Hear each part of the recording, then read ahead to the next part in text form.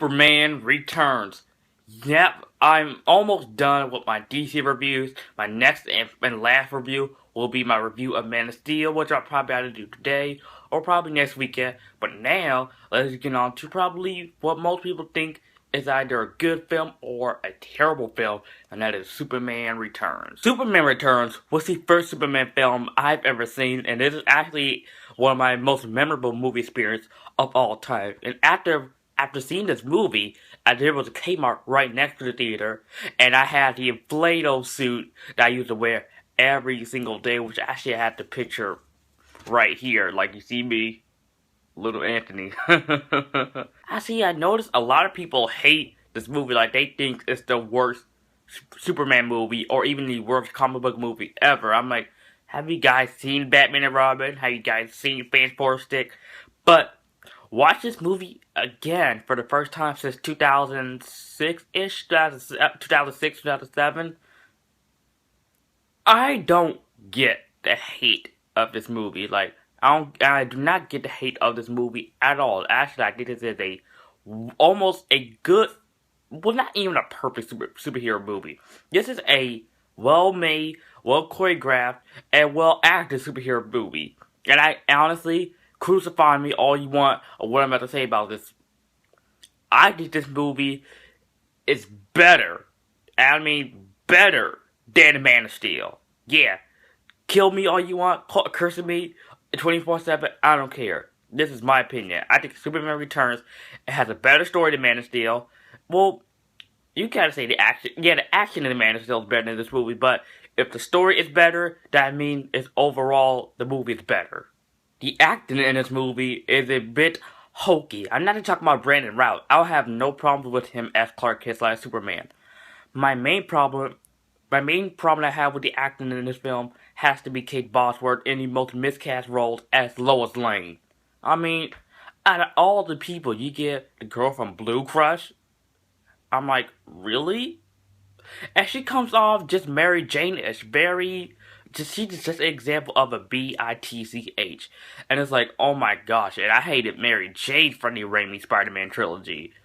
Lois Lane in this movie was just so harsh on Superman / Clark Kent. And it's like, dang, I know the guy has been gone for like 5 years, but dang. The CGI in this movie is very, very dated, especially from a movie from 2006. I mean, 2006, I think that the CGI will be okay, but no, the CGI is just mediocre and just not even all that good to look at anyway, but some of it is good. I'm not saying all of it is bad, but some of it is good. It's 50, actually, I'll give it this. The CGI is 50-50 good, and the CGI is 50-50 bad. So, but yeah, I'll have the CGI in this movie, it's a minor problem. That's really all I have.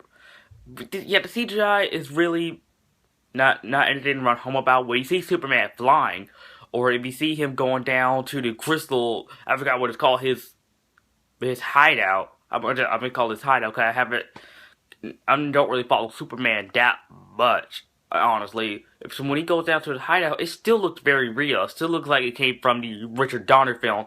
And what this film is trying to do is a loose sequel to the Richard Donner films of Superman 2. And honestly speaking, to me, this is the real Superman 3. This film completely erases Superman 3 and Superman 4, A Quest for Peace, because this film, honestly, this is what Brian Singer tried to do, and he succeeded. And what he was trying to do, he succeeded. Because I can see this film be connected to the other two Superman films by Richard Donner. It really works, especially with the opening credit scene with the dun dun dun dun dun dun dun, and the opening title sequence, which just pops out. That blew my mind when I first saw it. That's actually the first time hearing a Superman theme in the theater. And man, I am so grateful for that. Like, very grateful. Let's talk about what people have the most problems with this movie is Brandon Routh as Superman. Honestly, I like him better than Henry Cavill. I'm not afraid to say that. I am definitely not. I think Brandon Routh does a superb job as Superman / Clark Kent. Is he better than Christopher Reeve? Heck no. He's better than Christopher Reeve as Clark Kent, I can say that. Because he's embodied Superman. He looked just like Christopher Reeve. Matter of fact, he could be his son, for all I care. And for those of you who have a problem with Brandon Routh, don't take it up with Brandon Routh. Take it up with Bryan Singer, who is not really a problem at all. Oh, you have a problem with this movie? You don't have a problem with him because he directed the first 2 X-Men movies? Come on, people. Good directors direct bad movies too, you know. Brandon Routh is Superman. I'm not saying that because I grew up with this movie. I'm not saying that because this is the first Superman film I've seen. I'm saying because he's excellent. And I mean, really, it's not fair that this guy, all his hopes and dream was to become an actor, but now he gets poorly and unfairly criticized for something that's not even his fault. He was just doing his job. I hate it when people criticize the actors and not the directors or the studios or the producers. Why? Because they're the only ones on screen? I mean, people just... I just hate it because really, now that after this, he barely did anything. But good thing is, he's Adam in Legends of Tomorrow. That's a good thing. And honestly, I have more sympathy for this movie than I do for Man of Steel because this movie gets criticized for all the wrong reasons, while Man of Steel gets criticized for all the right reasons. And that movie I'm going to get into a little bit later because this movie doesn't deserve all the hate that it gets. Take it up with Bryan Singer. Like, God, it's not Brandon Routh's fault. For crying out loud, they recreated the image of the first issue of Superman back in 1938 of him holding up the card. Come on, people, at least give it that. That looks freaking cool. I'm almost 8 minutes into this video, and I forgot to mention that Kevin Spacey was freaking awesome as Lex Luthor. Perfect casting right there. I wouldn't mind him using him for a second time for Batman v Superman, but no, you gotta get Jesse Eisenberg. Terrible casting. Why Jesse Eisenberg as Lex Luthor? Why?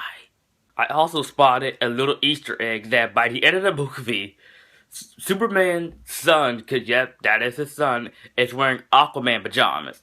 And I'm just like, oh, that's kind of neat, cause that means, in a way, is Aquaman part of this universe? Is he not? Or is he? It was kind of confusing, but it was kind of neat in a way. And that's pretty much all I have to say about Superman Returns. It's an underrated movie, it's an underrated comic book movie, and it kind of worked in the same universe as the first 2 Donner films. And really, what Bryan Singer is trying to do, it really paid off. My honest grade for Superman Returns will be a B+.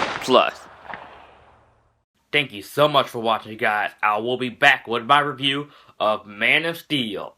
Yup, I have a lot to say about this movie, so stay tuned for this review. What do you think of Superman Returns in the comment section down below? Do you think it deserves all the hate it gets, or you think it doesn't, like me? So, if you like this video, if you're new to my channel, like, comment, subscribe, and I'll see you guys next time.